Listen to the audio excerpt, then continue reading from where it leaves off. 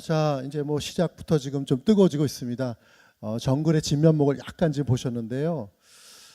반면에 우리 또 도시라는 공간이 있지 않습니까? 또 이 도시라는 건 인간이 인위적으로 만든 공간인데요. 현대 지금 사회에서는 뭐 도시적 감성이 생활 전반을 이렇게 지배하고 있는 것 같습니다. 또 그만큼 또 생태적 감성을 또 상실해버리고 잃어버리는 것 같고요. 우리 사회의 생태적 삶의 모습 과연 어떨까요? 네, 사실 그게 오늘의 주제입니다. 물론 이런 그 주제를 가지고 강연이나 이런 자리를 가실 때마다 좀 아이러니컬한 게 있습니다. 왜냐하면 이런 자리에 오시는 분들은 별로 얘기할 필요가 없는 분들이 항상 오세요. 그래서 제가 생각하기엔 여기 앉아 계신 분의 대부분은 그냥 가셔도 됩니다, 사실은. 근데 그래도 여러분들이 아무리 그렇게 잘 아시고 잘 하신다고 하더라도 나중에 본인들의 어떤 세계로 또 돌아가셔서 어떤 구름의 은결핵과 같은 역할을 해주시길 바라는 마음에 몇 마디를 제가 전하도록 하겠습니다. 하나씩 좀 봐볼까요? 자, 우리가 살고 있는 기본적인 주거 형태인 아파트입니다. 저 아파트와 저 나무의 크기 비율을 한번 보십시오. 어느 정도 비율이냐면 아파트가 10배 정도밖에 안 큰 것만 하더라도 그냥 나은 수준이죠. 20배, 30배 이상 큽니다. 예전에 이 우리나라 한옥에서 살 때 나무와 그 주택의 비율을 한번 생각해 보십시오. 오히려 내가 사는 곳이 나무보다 작은 경우가 대부분입니다.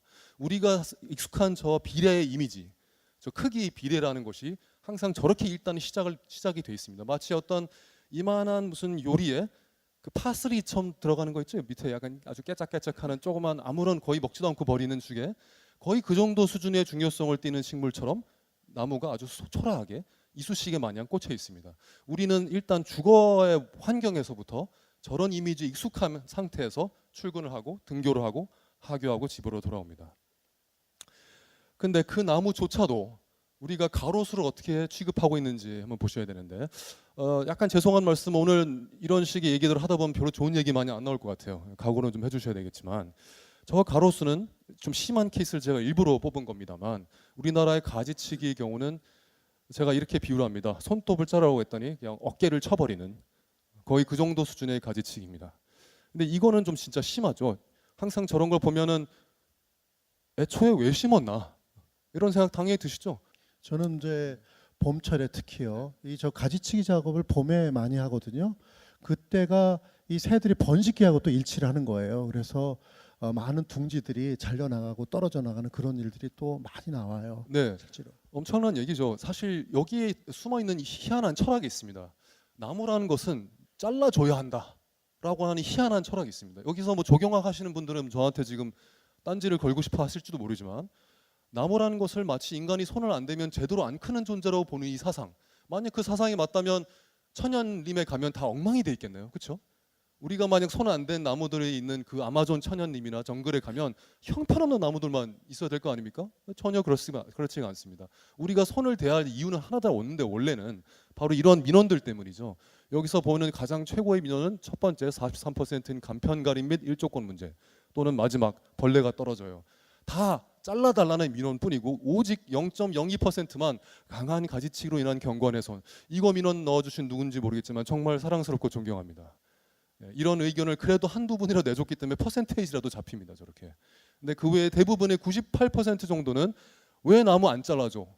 가로수를 심어놨지만 가로수의 존재를 국민 전체가 거의 부정하는 수준에 이르렀다고 볼 수 있습니다. 민원만으로 봤을 때는. 자, 그다음에 공원으로 넘어가겠습니다. 이제 집에서 출발해서 걸어가는 겁니다. 여러분의 생활을 한번 짚어보는 거예요.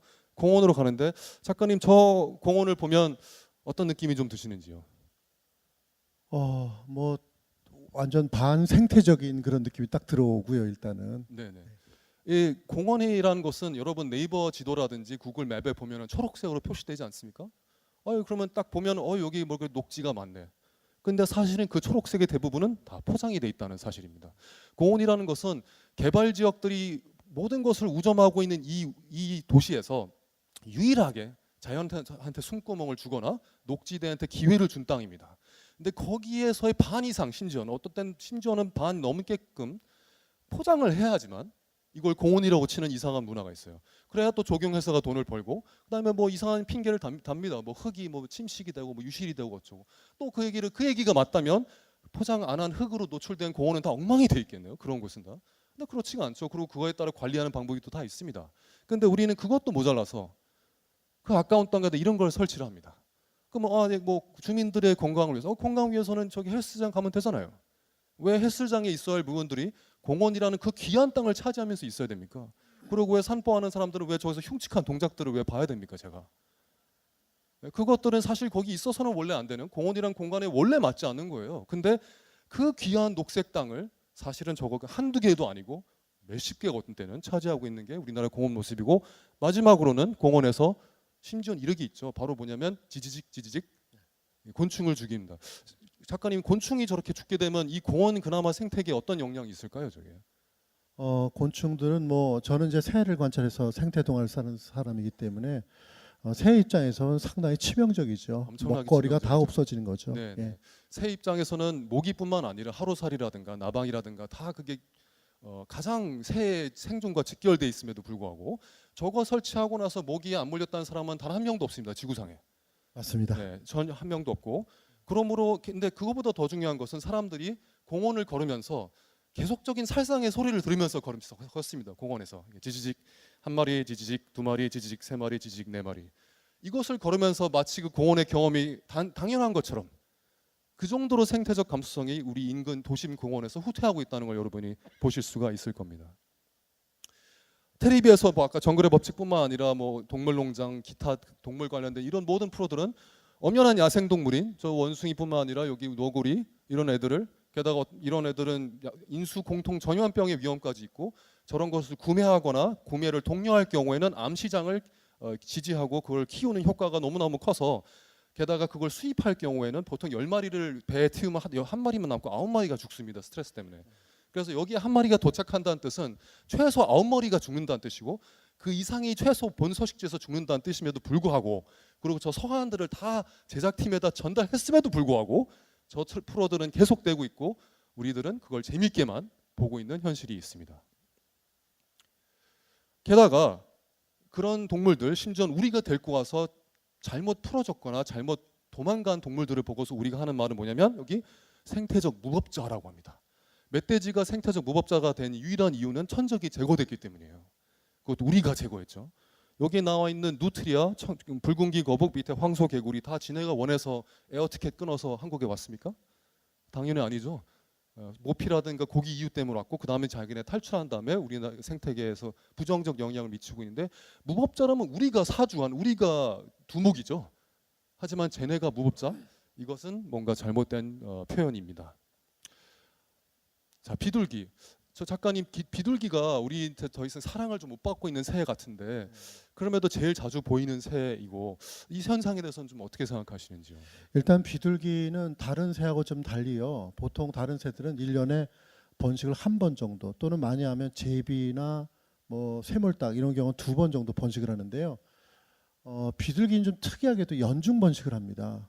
근데 대신 또 알은 2개밖에 또 낳질 않아요.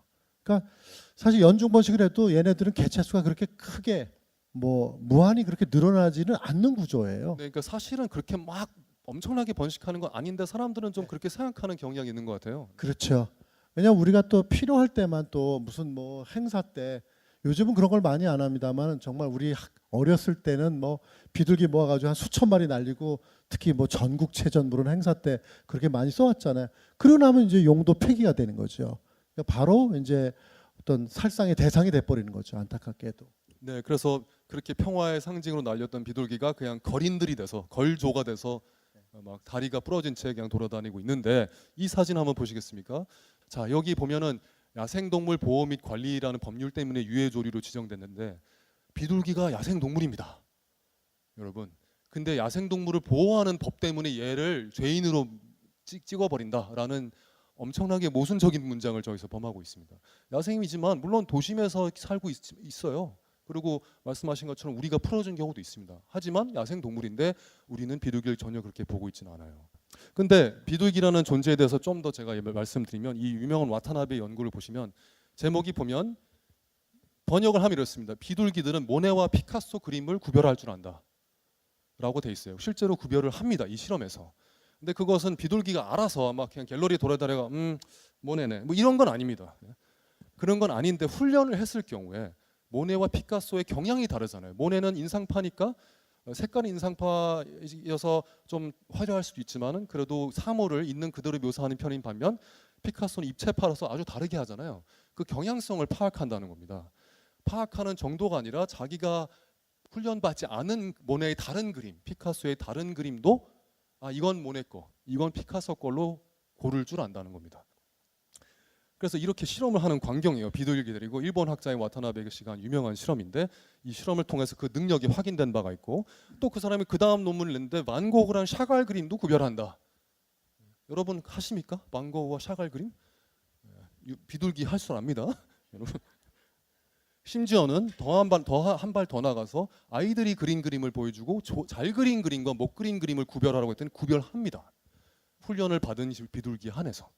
비둘기도 여러 가지 능력 중에서 한 가지만 드립다 파하고 연구를 해도 저 정도의 능력이 나오는데 근데 닭돌기라고 부를 수 있을까요? 그럼 그 닭이 또 기분 나쁘겠죠? 그렇게 얘기하면 닭은 또 할 말 없습니까? 비둘기가에 대한 여러분의 시선이 만약 별로 안 좋았다면 이번 기회를 통해서 다시 달리 가지면 좋을 것 같아요. 비둘기는 또 생태적으로 굉장히 좀 중요합니다. 왜냐하면 비둘기는 다른 새들은 보통 새끼들한테 뭐 지렁이나 애벌레 또 열매를 이제 번식기 때 먹이는데요. 비둘기는 자기가 먹은 열매 곡식을 뱃속에서 우유로 피전 밀크란 말도 있습니다. 그 우유로 만들어서 토해 주는 거예요. 그러다 보니까 이 비둘기는요 자주 먹이를 줄 수도 없는 거예요. 구조적으로 그냥 몇 시간에 한 번씩 먹이를 줄 수밖에 없는 그런 다른 새들하고 또 차이점이 있는데 이렇게 기관 운명을 타고난 비둘기들이 정말 유해 조수로 이렇게 내몰린다는 건 너무 분하고 억울한 일인 것 같아요. 제가 비둘기를 굳이 이렇게 강조한 이유는 지금은 우리의 생태적 감수성에 대해서 이야기한 자리라서 그렇습니다. 가장 좋은 지표예요. 이 도시에서 우리가 그래도 우리하고 공전을 허락한 유일한 생물이 비둘기입니다. 물론 바퀴벌레의 주의가 있지만 공전 허락해서 사는 거 아니죠, 걔네. 그렇죠? 우리의 허락 없이 마음대로 살고 있고 밤에 다 나오잖아요. 우리가 싹 불 켜면 다 도망가고. 그런 종류의 동물을 제외하고는 사실상 유일하게 우리랑 적응한 그 생물을 그렇게 미워하면 되겠습니까? 그게 바로 우리 생태적 감수성을 보여주는 좋은 지표라서 자세히 말씀을 좀 드렸습니다. 또 생태적 감수성을 보여주는 사례, 우리가 먹을 거라고 부르는 그 해산물 또는 씨푸드라고 부르는 그 생물들도 다 하나의 생물인데 그냥 저렇게 적재를 합니다. 저 위에 게가 쌓여 있는 거 너무 많이 보신 장면이잖아요. 근데 이제 아무렇지도 않죠. 왜냐면 하도 많이 봤으니까. 아무렇지도 않으면 안 된다는 뜻입니다. 근데 우리 너무 익숙해져 있어요. 개가 저렇게 짐짝처럼 포개져 있는 것을. 이 수족관의 저런 모습을 보고 사실은 저렇게 통탄에 맞지 않아야 하는데 먹을 때 먹더라도 옛날 무슨 인디언들처럼 또는 뭐 여러 가지 우리나라도 있었던 믿음처럼 그 동물을 존중하고서 먹는 또 도살을 하더라도 어떤 자중하는 그런 문화 없이 완전 물건처럼 포개놓고서 저런 식당에 우리가 맨날 가족이 끌고 돌아가는데 어찌해서 생태적 감수성이 생길 수가 있겠습니까? 당연히 물건 취급하게 되는 마음이 생기겠죠. 자, 마지막으로 생태적 감수성 얘기하면서 제 개인적인 저는 고속버스나 기차를 또 심지어 비행기 탈 때마다 항상 걱정이 됩니다. 왜냐하면 언제나 저쪽에 창가에 앉은 사람의 창문을 착 닫습니다. 이것도 한 10년, 15년 전에는 없던 현상입니다. 왜 닫으면 자기 화면이 밝아서 잘 안 보이니까 닫는 거예요. 근데 햇빛에 대한 권한이 그 사람 것만 있는 건 아니거든요. 게다가 저는 여행하면서 바깥 풍경을 보고 싶습니다. 강산이 변화하는 그런 기차 여행을 하고 싶죠. 고속버스를 보더라도. 그런데 그 이상한 시시한 화면 보는 그 선명도 하나 때문에 모두가 그 생명의 근원인 햇빛에 들어오는 그 따스한 그 축복을 그냥 착 차단해 버립니다. 이거 역시 우리가 갖고 있는 생태적 감수성이 어디까지 와 있느냐를 보여주는 가장 아주 좋은 지표라고 생각이 듭니다.